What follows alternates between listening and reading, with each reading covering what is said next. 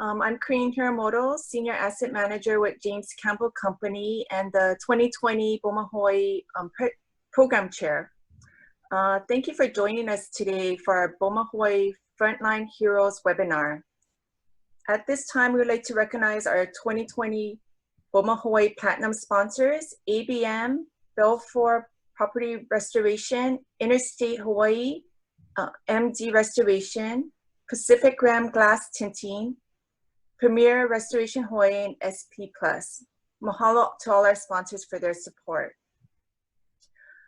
During this coronavirus pandemic, heroes have come to our rescue in many different forms and industries, committing their time and efforts tirelessly in their own ways.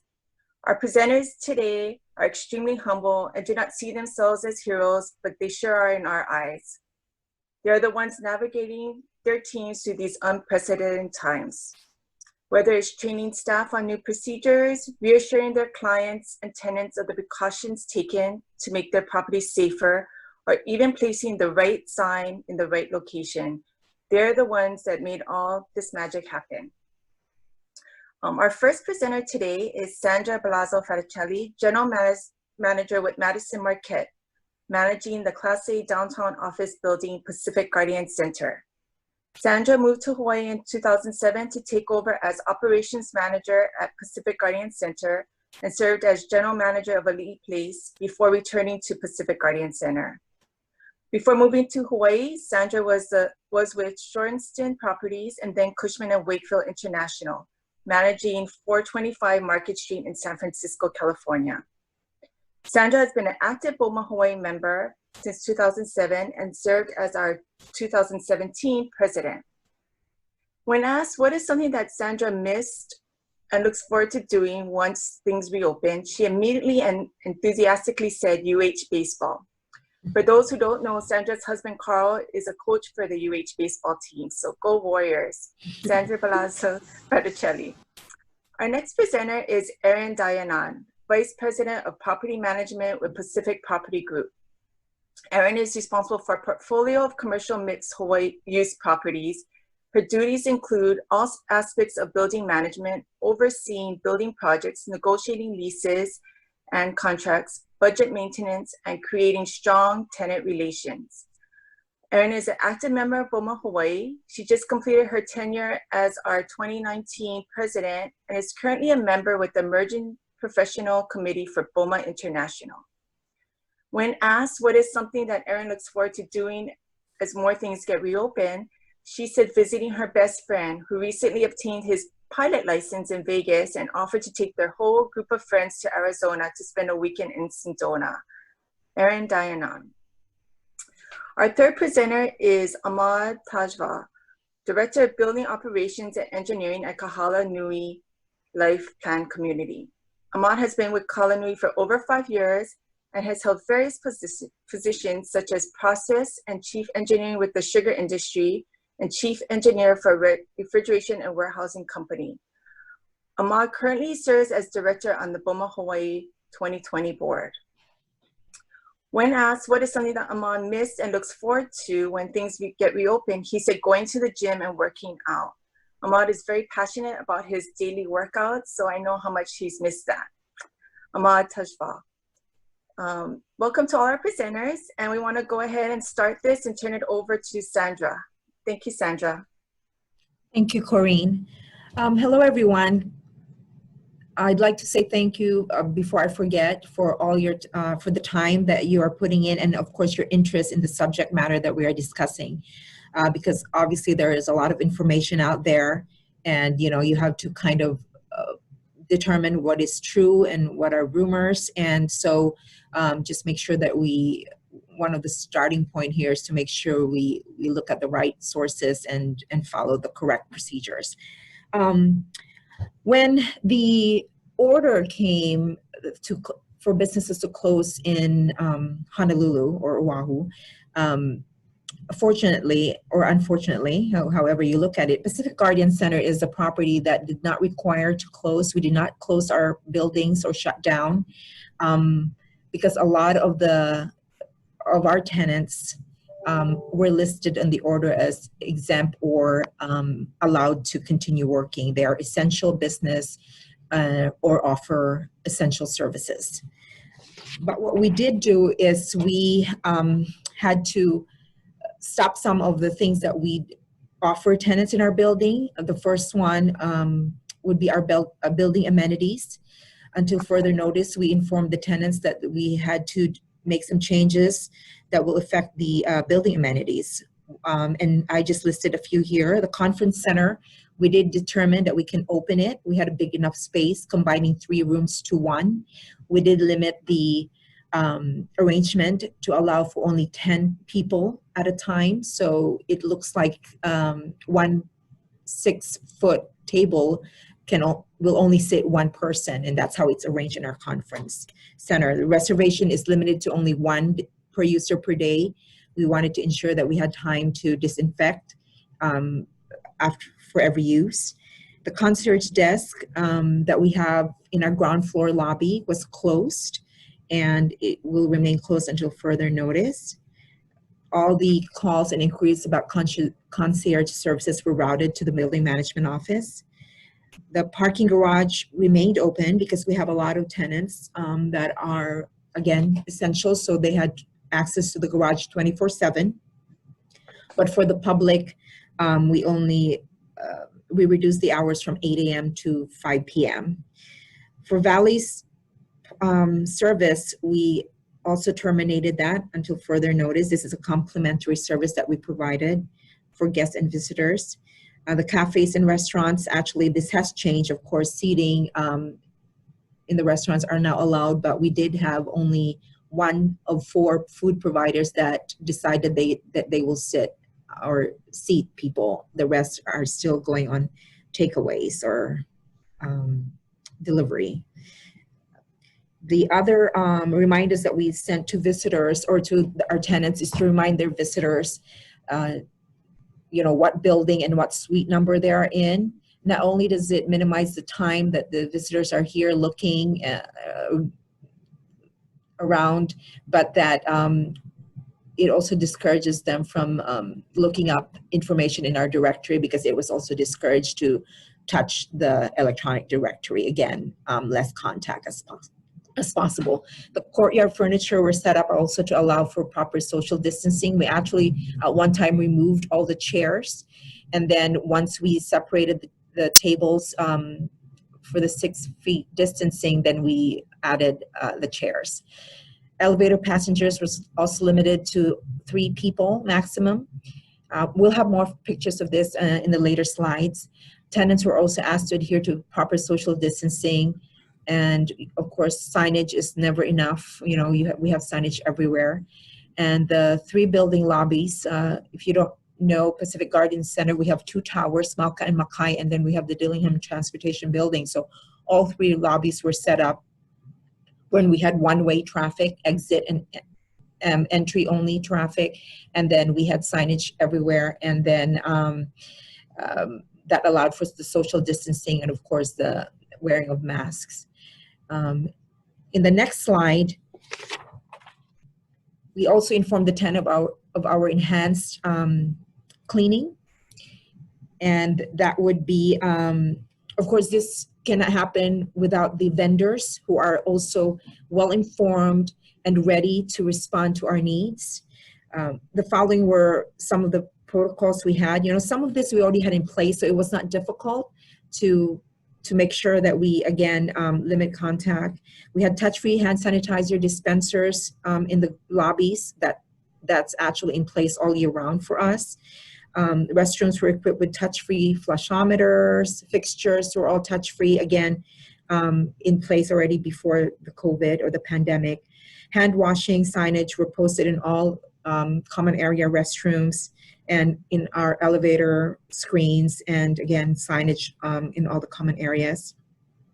One of the things that we did change or increase was our frequency of disinfecting the high-touch surfaces in the common areas, handrails, door handles, elevator buttons, again, restroom surfaces, garage, elevators, and stairwells. HBM is our janitorial vendor, and they were very ready to provide additional day porters as we needed. And they were actually very good in suggesting, areas, hours, coverage. So again, very helpful to have good vendor partners. Part of what we have always done is to inspect all our equipment, including, of course, the hand sanitizers, to make sure they're working properly. We are well stocked, and we actually closed off one of our vacant units so that we can stock more paper, trash bags, paper towels, etc., and sanitizers. So we provided room for additional inventory. We also, because we are a LEED Gold certified building, we had to make sure that we are utilizing EPA approved disinfectants recommended by CDC, as well as it tying into our LEED Gold program. So it actually was very easy to do that because it was readily available. We wanted to ensure the cleaning crew were properly trained. It's very interesting that not only is the action and how to do it is important, but also dwell times. As we learn more about this, we have to make sure that you allow for that chemical or that cleaning or disinfectant to really do its work. So we had to allow for additional time closing the restrooms, and also when we're doing the common area, that we had to do stanchions or some yellow cones to make sure that it's not touched until the time passes or the recommended dwell time is met.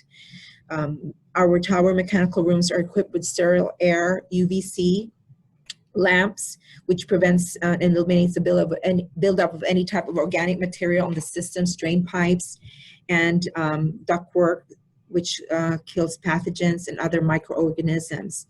The other thing that we did or we have done is use filters that are MERV 13 rated, which remove a higher range of particulates, large amounts of bacteria, and even some viruses. And they are best for people suffering from breathing problems. So we have that in place. The next thing we did was, the next slide is the building engineering services. We had to kind of change some of the ways that our staff interact with the tenants. So we had to offer the suggestions to the tenants when they're interacting with our engineering personnel. We have a web-based, also an app work order system. So we just, again, reminded tenants to use that rather than stopping our maintenance crew, in the hallways and in the courtyard. We reminded them to adhere to social distancing guidelines. We told them that non-urgent work will be scheduled ahead of times, and if possible, will be done after hours where there are less people in their space. And all, of course, with their approval. Another interesting thing that we found out was that some tenants actually don't want anybody in their suite at all during the closure, or when they were still uncertain about, what information and how they were going to operate. So a lot of the tenants, some of our tenants opted no cleaning at all, or they had one-time cleaning, and for the 3 months that they were closed, they didn't allow anybody else in there at all. So you have to really get to know your tenant, do a survey, canvas, and see what they want and how much contact they want. We want them to schedule the operations. Again, sorry, it's redundant, but in the next one is engineering personnel will be wearing face masks. We inform the tenant that if they have visitors coming in, we have a mask in the security office that we can provide as disposable face masks. Non-essential special requests such as, installing an artwork or a TV on the wall, or a keyboard, if tenants still have keyboard trays, were considered non-essential. So we told them that we will not be doing that, or that would not be a priority on our list. So a lot of tenants were very cooperative. And all our contractors and vendors were also required to adhere to the building rules. And if they were violating, they are asked to actually leave the property. And we have a checklist of things at the security office when contractors or vendors check in, that if they say yes to any of the questions, then they will be asked to leave or go back or go to the doctor. So, and then the next slide, again, just a reminder to all our tenants that we sent them, ways that they can contact us, which is phone call, our impact word order system, or an email. And then if we had to shut down the building or a certain floor for a COVID positive report, then we actually have a hotline that tenants can call in just to tell them if, what floor it is and when it would be safe for them to return. And then we send that hotline information or to call date and time if and when we have a COVID positive report. And fortunately, we have not had one in the property, which is fortunate for a property that at one time will have about 2,500 people if everybody was working from on site. When the order was lifted, or at least eased up to say, okay, some essential or some non-essential, or some services or businesses are now allowed to open, then we sent a welcome packet to the tenant, which is the next slide. We just had a nice introduction to say, that we are part of a bigger community, that we would like to offer some suggestions for them on how they operate, not just for their employees, but also for their visitors and guests, and then what the building is doing to prepare for the return. So again, it's constant communication, and then the survey never stops. How many of you are coming in at what time? How are you going to schedule tenant visits or guest visits, visitors? So very informative, very useful to be closely communicating with your tenants. The next slide. After we opened up, some of the social distancing that we implemented are the following. And again, suggestions to the tenant on how they can arrange their own space to maintain social distancing. We asked them to monitor the number of occupants that they have, and then provide the information, again, signage. We offer them some signage samples, and if they wanted some of it, then we can provide it or send it to them so they can print what they want. And also, if they wanted to put their own logo in it, we give them the workable version of the document, whether it be PDF or publisher or what we use for the signage, so they can insert their own logos. And we have actually allowed a waiver in terms of the signage for the tenant. So we have rules and regulations on what signs can be in the tenant suite or on their door and glass, and we've given waivers on them to post other signage, especially if it's related to reminders and rules in terms of the pandemic. So we have to be flexible in that sense. We actually also visually mark the flow of traffic in our lobbies. And then we have stanchions and barriers in our common area. Never enough reminders. We also offered we have an architect in the building, so he's been very helpful in terms of providing some information to our tenants on how their cubicle setup is and what the distance is. We'll tell them, hey, you only have 5-foot distancing, so that's useful to them to know and adjust their seating arrangement for their employees. We also reduce the sitting capacity in some meeting rooms, so we share that. We also advise them that they can do that in their meeting rooms as well.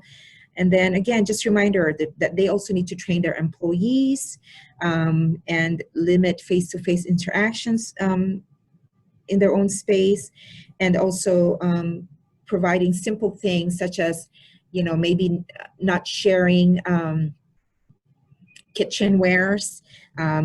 Also, maybe if they have coffee and condiments, to do the packet so they're not, again, sharing it, in big containers. Again, reducing the high touch areas. So that's what we did for PGC, and it doesn't have to be necessarily the same for all the buildings or all operations. It's really very personal, very specific to how you operate, and what direction, obviously, you get from the owners and clients, because they still have a say on a lot of the things that you want to roll out. So that's my sharing portion. Right now, Erin will talk about how they worked in response to the closures and also what the tenant and landlord concerns were for her. Great, thank you, Sandra, and good afternoon, everyone. I'm so happy to see everyone's faces. I hope all of you are staying well and healthy. So I'm just waiting for Landa to pull up my slide, and then we'll go ahead and get started. Great. So, as Corinne had mentioned, at Pacific Property Group, I currently oversee a portfolio of commercial mixed-use properties, all of which remained open since March. So none of our properties closed down throughout this pandemic.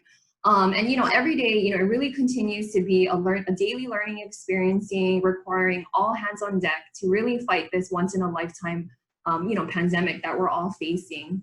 So, of course, we have all become more familiar with our medical heroes, first responders, law enforcement officers, and public service workers. But there are also those who are equally deserving of our praise. It's our janitors, our building engineers, parking staff, AC, elevator technicians, plumbers, security guards, and maintenance crews. And really, this is just naming a few of our, unsung heroes that continue to keep our building operating, efficiently and safely. And, as Sandra mentioned, the protocols that PGC, that outline, are great. The safety tips that they put in place to be proactive instead of reactive to, the situation, is very great information. And today, I'm just going to take a little bit of a turn and, shift to the financial implications that we experience at Pacific Property Group and are currently experiencing with COVID and its direct impact to our income producing properties.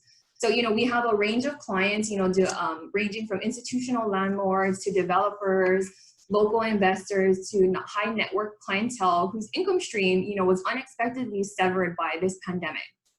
So in just a matter of weeks, the lives of so many, in ways, had changed like completely overnight. People could no longer meet, work, shop, even visit like our own families, all of us were impacted.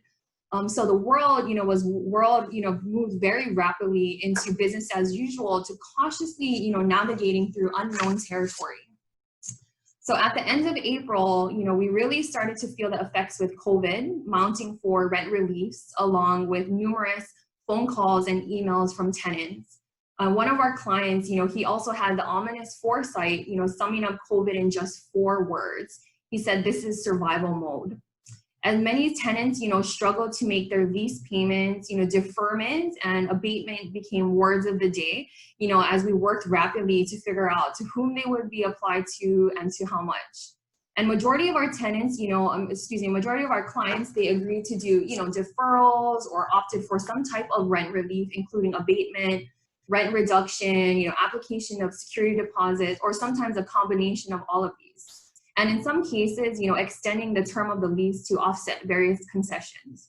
So on the screen, you'll just see a couple of, common examples of, different types of rent relief that we experienced at Pacific Property Group. So for instance, rent deferrals, if a landlord could defer a portion of the tenant's rent, but of course would require them to pay the deferred rent at a later time, either by, lump sum or increasing subsequent payments. A lot of our deferrals, it was interest free, we didn't charge any late fees. So the landlord was very flexible, from that aspect. Rent abatement. So, if a tenant was significantly past due, the landlord could, forgive a past due amount, with the hopes that the tenant would remain current thereafter. Also rent reduction. So, the rent reduction, we saw it in the form of either, reducing base rent or operating expenses or both. But, commonly to our side, majority of the landlords did just, do a rent reduction for base rent. Because operating expenses, we still have to turn on the lights, we still have to have it clean. So a lot of them were inflexible when it came to reducing operating costs. And also, applications of security deposit, there are some tenants who maybe had, a couple months worth of security deposit that we were actually able to apply to their account. So that was very helpful from that aspect. So, I think for our management function, it became more important than ever, really because we're serving as the conduit between the landlord and the tenant. And, the accuracy of the information between both parties were critical. you know, if a tenant missed a deadline for, you know, PPP application or, you know, certain things. So everything was very time sensitive. And also that, you know, the landlord really relied heavily on us to help them understand the big picture, because, you know, we're on the ground, we're the ones talking to the tenants all the time. And sometimes our landlords may not even be on island. So from that aspect, you know, we really had to, you know, work very fast and accurately. So part of, you know, our due diligence, you know, we focused on a variety of things, but, you know, the first thing is that we had to evaluate each tenant. You know, for instance, like, are they a publicly traded company who leases space in Waikiki, or a national tenant leasing 20,000 square feet? Or compared to, you know, a mom and pop shop in Chinatown. You know, the variations are so, you know, broad across the board. The second thing that we looked at, you know, their account status, like, are they current, you know, how long or have they been past due, you know, can they remain current for the next couple months? The third thing that we looked at, you know, have they applied for SBA loan, you know, what other types of aids were available to them? And, you know, also reviewing, you know, each tenant's creditworthiness and their financial capability and capacity, you know, to really withstand, you know, multiple months with no sales. And the last thing that we did, you know, is really assess their ability to repay. So, you know, for instance, if we did a deferral, you know, we have to, you know, have the foresight to say, like, you know, when are they going to be able to generate sales to offset their operating costs enough for them to, you know, start paying rent. And also taking into consideration that, you know, the tenant has carrying costs, you know, they have insurance, they have payroll, utilities that also need to be paid in conjunction with rent.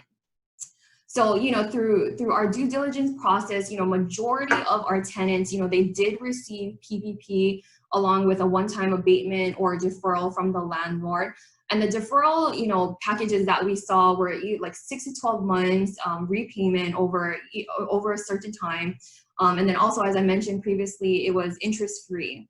So for the tenants that, you know, we did provide this concession to, you know, it helped them to get by, you know, for the last couple of months. But now we are really starting to see, you know, these tenants come back for additional deferment, you know, ask for additional assistance, and, you know, even some tenants that are now, you know, potentially needed to file for Chapter 11 bankruptcy.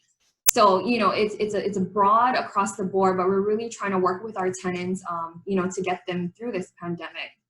So on the screen, you'll see different businesses impacted by COVID. You know, just wanted to kind of give a round view of you know, what's happening. So for instance, you know, the first one is a well-known dress boutique. You know, they've been in business for over 40 years, and pretty much overnight, you know, their business had to close down, you know, because all of the proms, weddings, you know, balls, everything completely shut down. So there was nothing else that she could do, you know, to really keep her business afloat. The top of Waikiki, you know, closing after 55 years, you know, it's a landmark. I'm pretty sure all of us have been there at some point of our life. But, you know, really they rely heavily on tourists, up to 80% of their business. And, you know, of course, within a matter of months, you know, they ended up having to shut down. And on the other end of the spectrum, you know, a couple of our tenants at our shopping centers, you know, they have a drive-through fast food, pizza, and ice cream shop, and they actually had better sales in 2020 than 2019. And our ice cream shop, you know, hit percentage rent for the first time ever last month, and they've been in the shopping center for over 17 years. So it's just interesting, you know, to really compare, you know, how businesses have been impacted. And also Bite Squad. So Bite Squad, you know, they have 700 restaurant partners. And just last week, Tuesday, you know, the PBN had issued an article that now they're up to nearly 900 restaurants. And they recently launched service in Waianae last week. So I just think, you know, some businesses are doing well, and unfortunately some businesses, you know, are just not doing well on the other end. So, you know, moving on to the next slide, you know, what is the underlying theme, you know, like what is COVID really trying to teach us? And I think from, you know, our perspective at Pacific Property Group, you know, these are just some of the takeaways that, you know, I wanted to share with everyone today that we see. So the first thing is, you know, my way or the highway does not always equal success. I think, you know, pre-COVID, we could have definitely stand behind our leases, you know, followed, you know, our lease to the T, and, you know, really dug our feet in the sand. But I think now is such a different time that we all have to be able to work together. You know, concessions given on both sides for landlord and tenant will both be uncomfortable, meaning that, you know, in an ideal world, we would love to help everyone. We would love to say, you know, Mr. Tenant, you know, you don't have to pay rent for the next 6 months or a year. But obviously that's not the case. A lot of our landlords, they have mortgages, obligations that, we as managers have to be able to fulfill for them. And same thing with, landlord. Landlord may not want to offer, a lot of things, but in this case, of course, it's very different. There is not a one-size-fits-all solution. As I mentioned before, everybody has different financial capabilities. Depending on where you live, where the store is, what kind of use they have, how many employees, so the list can go on and on. But yeah, again, it's not a one-size-fits-all solution. We think that it's going to get worse before it gets better, with the second fallout. And like I mentioned previously, we have tenants that are now, thinking of potentially filing for chapter 11. So, the unknown is still, it's still out there. It's just something that we have to get through, every day. And, the last point that I wanted to mention is that the most successful landlords will have the greatest number of tenants on their properties. And, it really takes me back to my first point about being able to work well together. To be able to give aloha on both sides, I think is very important to be able to see, everyone through till the very end after this pandemic is finished. So with that, I just wanted to end with, an article that I found on Forbes. I think everyone here, on this call, we have some sort of leadership capability or capacity, or even to the point that, we have a lot of parents on this call, just leading their families, making sure their families are taken care of to get to, the next point. So, at the beginning of COVID, I read this article and, I think it really just hit me that, we can't, plan for the future. We just kind of have to live in the moment. And this is just something that kind of has carried me through the last couple months. So I just wanted to end with this. So, Einstein once observed that our most significant problems cannot be solved at the same level of thinking at which they were created. The global outbreak of COVID presents a significant problem. Among its volatility, uncertainty, complexity, and ambiguity lays hidden opportunities for learning, reinvention, and evolution at the individual, organizational, and societal levels. Given that all exceptional leadership begins with self-leadership, now is a prime time for leaders at every level to elevate their thinking and ground themselves in values that define the leader they aspire to be: compassionate, calm, and courageous. After all, when fear runs high, the need for courage runs higher. If history has taught us anything, it is the worst of times that can bring out the best in people, individually and collectively, stretching us to think more broadly and advance more intelligently. Let's focus on just doing that. So again, everyone, I just wanted to say thank you so much for allowing me to share. And next, we're going to have Ahmad Tajwar share about what they're doing at Kahala Nui. So thank you so much.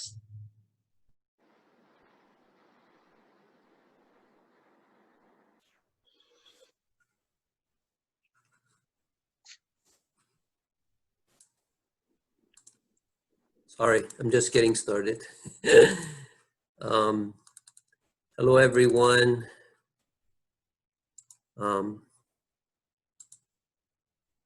Okay, here we go. Thank you, everyone, for attending. I'm so glad to be here to able to share what we went through at Kahala Nui. I'm gonna basically cover at the beginning what Kahala Nui is about and what we do, and what happened during the COVID pandemic, and how we reopened, and anyway, so on. So Kahala Nui is a long-term community, and long-term plan community is on a 6.5 acre property near Kahala Mall.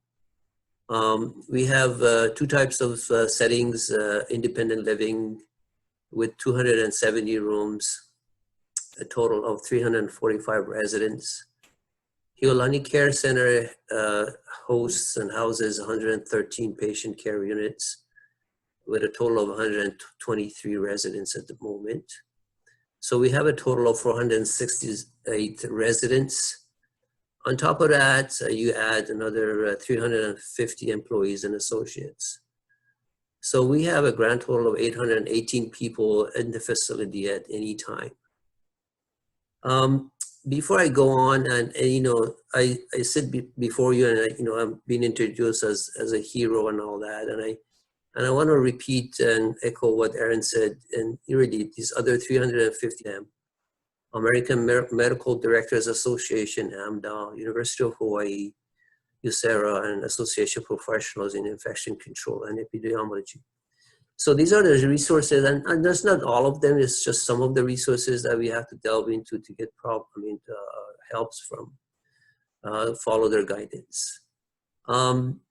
So some of the things that we implemented from their guidance was just, something I need to mention that. I think one of the early signs or cases of COVID-19 in the United States was actually late February.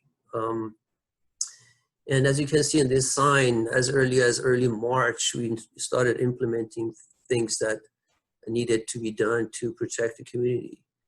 What we did is one of the first things that we did, we have so many entrances and exits that we had to control. We didn't want anybody just to come in and go in at any time or any way they wanted.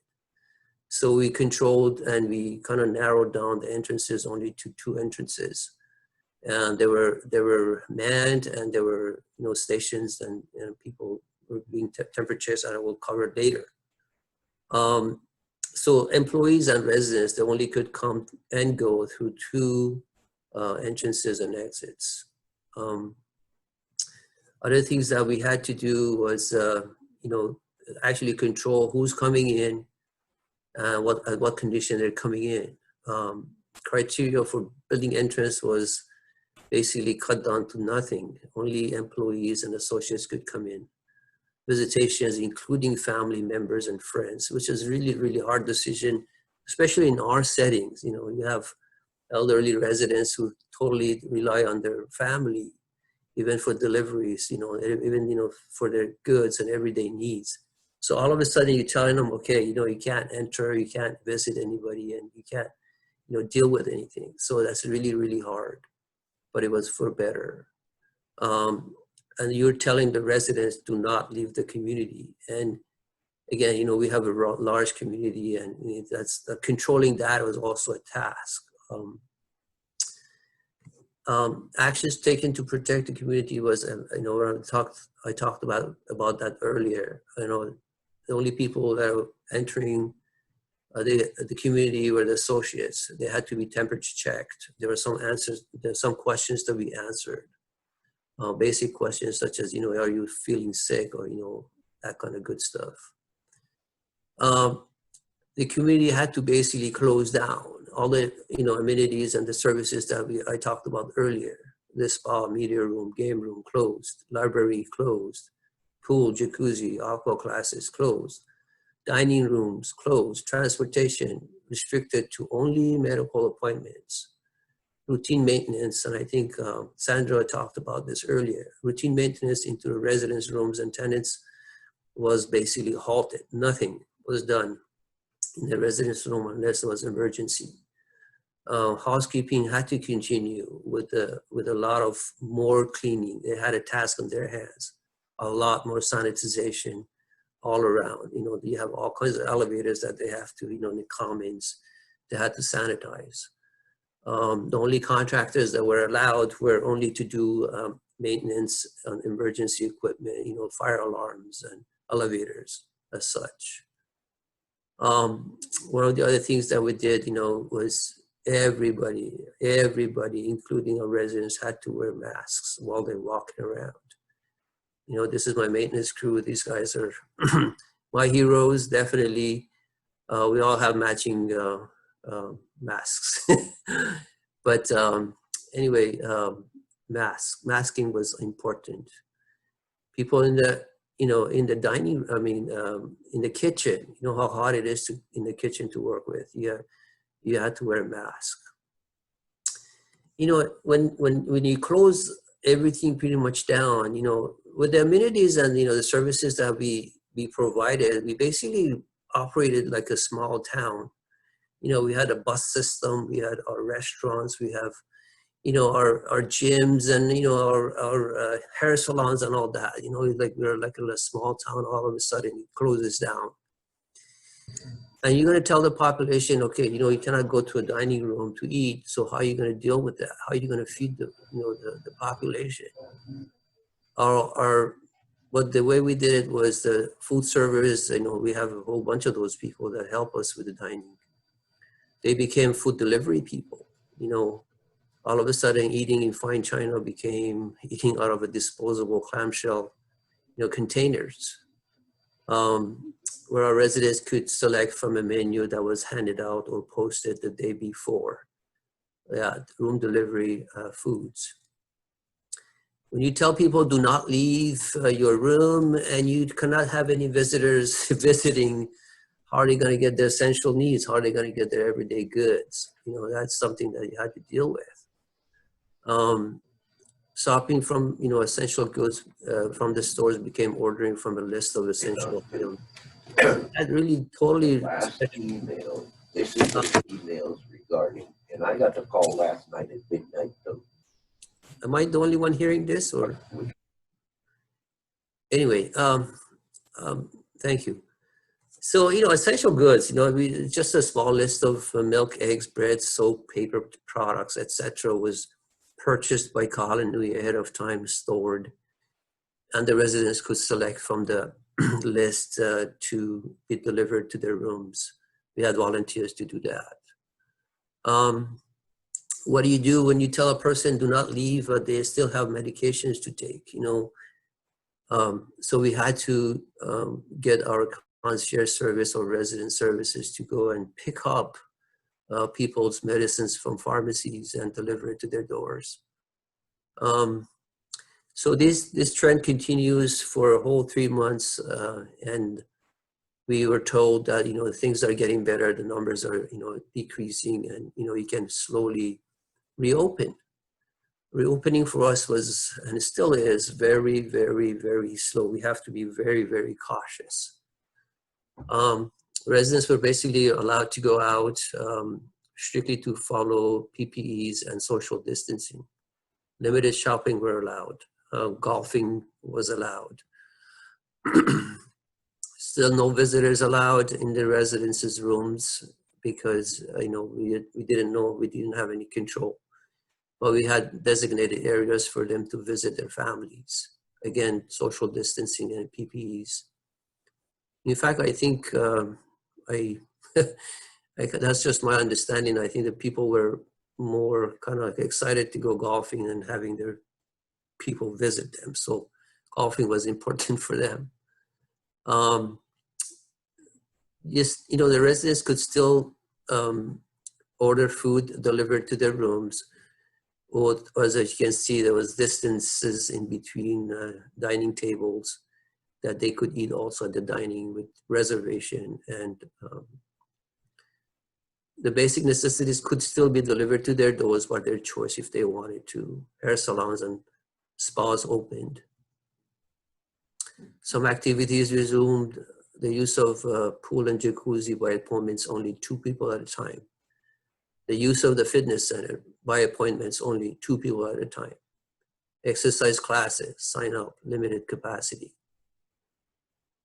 And these are some of the stuff that reopened, and as I mentioned, it's just I'm touching upon some of the highlights. We are not completely 100% reopened. We're still reopening. And this process, I think Aaron mentioned that, is going to continue for a while. Just today, I heard that at least at our facility, I think we're going to be wearing masks for another 1.5 years, at least. So we'll see what happens. The takeaway for me from this whole endeavor and ordeal was, we need to be prepared for the worst. And I know it's different for every facility, for every person, for every operation. What did it actually mean for us? What was the worst case scenario for us? Worst case scenario for us was if, God forbid, one of our residents or somebody who actually contracted the virus, and we could not send them to the hospitals because the hospitals were overloaded. That's a scenario that could happen, and it still could happen. So what would you do? Our facility was not built to be like a hospital. So you have to handle that resident who is sick with the virus on your own. You have to have an isolation ward so you don't contaminate the whole facility. You don't spread the disease. You're going to be required negative pressure rooms. Okay, so this is something that we had to face with, something that was not prepared for, obviously, by the designers. And you don't really need to do that. You don't, in a long-term plan community, you don't need to have negative pressure rooms. So we're not set up for that kind of preparation. But now we do have protocols, we do have provisions made just for that too. We actually, the picture that you see is one of the wings of our Hiolani Care Center on the first floor.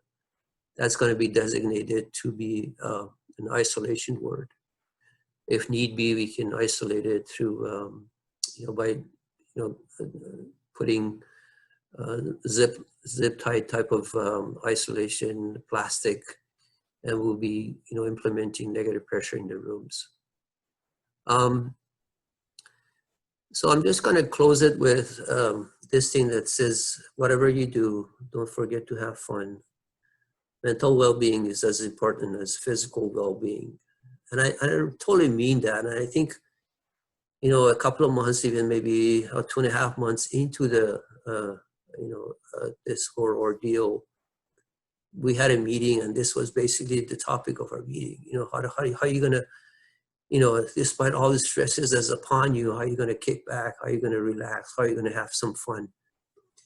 Because that actually helps the situation a lot more than you think. That's basically all I have to share, and I thank you for listening. I hope I shared something that you guys can use. Thank you, Ahmad. Thank you to all our presenters, Sandra, Erin, and Ahmad, for sharing your unique experiences with all of us. At this time, we have a couple of questions we wanted to pose to them that's been continuing to be unique to their situations that they're experiencing right now. For Sandra, it has been embedded in our heads for the last few months: social distancing, wearing masks, avoid large gatherings. How has this new normal of social distancing and limiting number of people and gatherings impacted activities at your property, such as, I know everyone looks forward to your tenant gatherings, so I know that this will really impact how that is held in the future. Sure. Landon, if you have, and if it's already on posted, I want to just share what some of the things that Pacific Guardian does. When you go to our website, we have a whole calendar of events that we have in the property. Major events sometimes gathers about 350 to 700 people at a time in our courtyard during lunch. So some of the events that we had was, the Chinese New Year. You can just go over it when, I don't know if it's there, but we have Chinese New Year, we have Earth Day, we have Oktoberfest. Our Halloween is very popular. We have karaoke contests, costume contests, pumpkin carving contest. And, we do a lot of giveaways to tenants, food, refreshments, 52 weeks out of the year, every Friday we have live performance in the courtyard. During the summer, from April to September, we have popcorn Fridays, fresh popcorn. We have 2 machines that we pop ourselves. The reasons we have this are obviously, one would be marketing. Well, the most obvious reason that we have it. We have our concierge organize all of these events all year round. It's also a promotion for the property. We have PBN is a tenant, so they would post it and on the website, and so it's nice to have that public PR. We also do it for our current tenant for retention. It's a way for them to meet other tenants. It's a sense of community. We encourage, we work hard, we play hard attitude.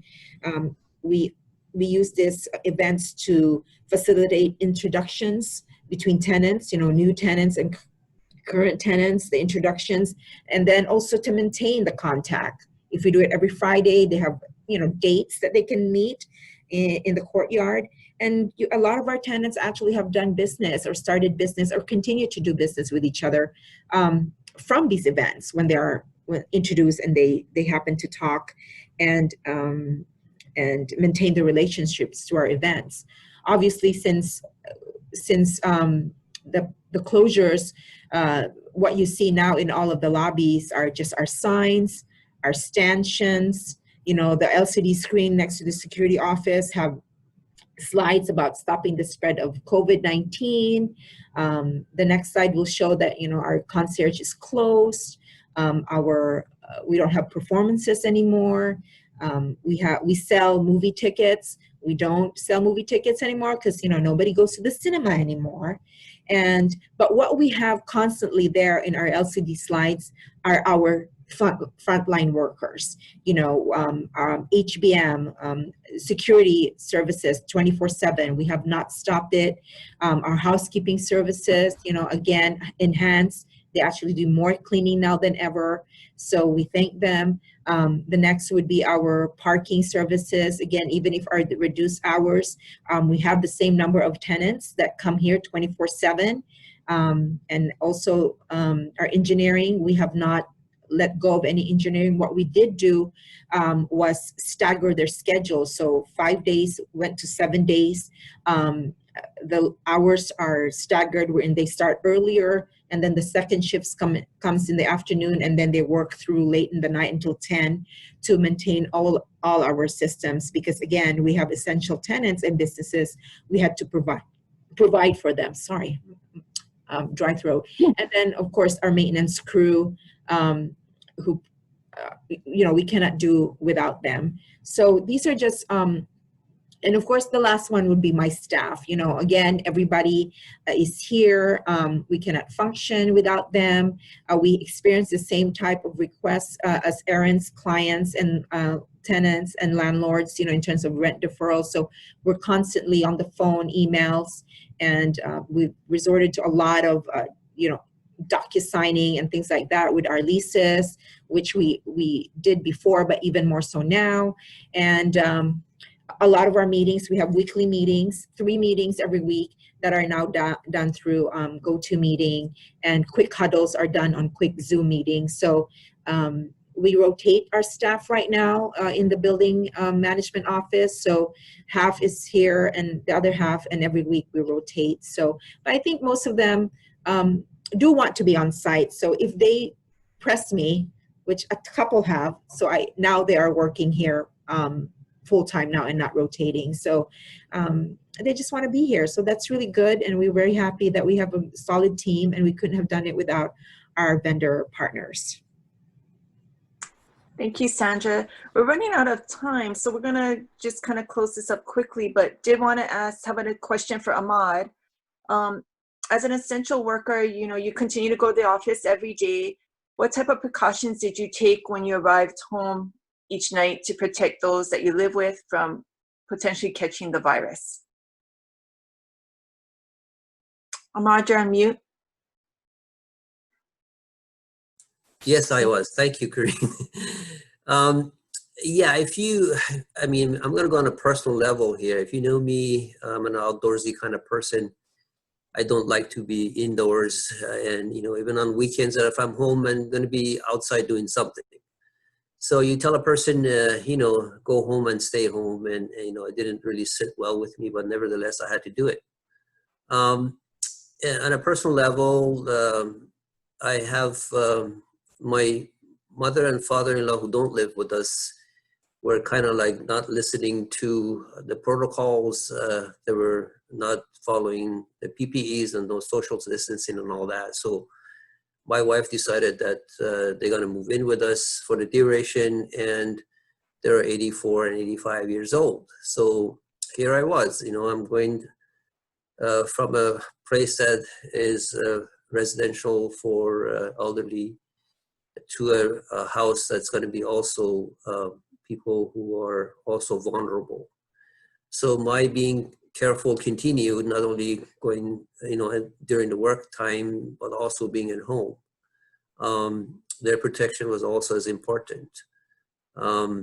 So what I would normally do is, you know, go home and relax and, you know, lay on the couch or anything. That does not happen nowadays. I had to leave my shoes in the car, so I have a pair of slippers that's in my car. I leave my shoes and I wear the slippers into the house. I'd undress and go right into the shower room, bathroom, take a shower, and then go back out and say hi. You know, it's something that I have followed, and I think, you know, that's is very important for almost everyone. You know, if you don't have elderly, I'm sure you have, you know, kids, and you know they're still vulnerable. At this point, I think everybody's vulnerable. So, you know, being careful and super cautious. Again, you know, being prepared for the worst case scenario. You're not gonna go wrong. Thank you, Ahmad. You know, so again, thank you to our presenters, you know, for their leadership and sharing their experiences with us. We will have this presentation available. If you're interested in getting a copy, you can email BOMA Hawaii at bae@bomahawaii.com. So this is going to conclude our program for today. We look forward to you joining us next month on July 15th. We're going to have our program on Hurricane 101. So meteorologist Leanne Eaton will be joining us from National Weather Service to go over the different aspects of hurricane season 2020 and what we should be expecting. So take care and stay safe, everyone. Thank you. Thank you, everyone. Thank you. Thank you.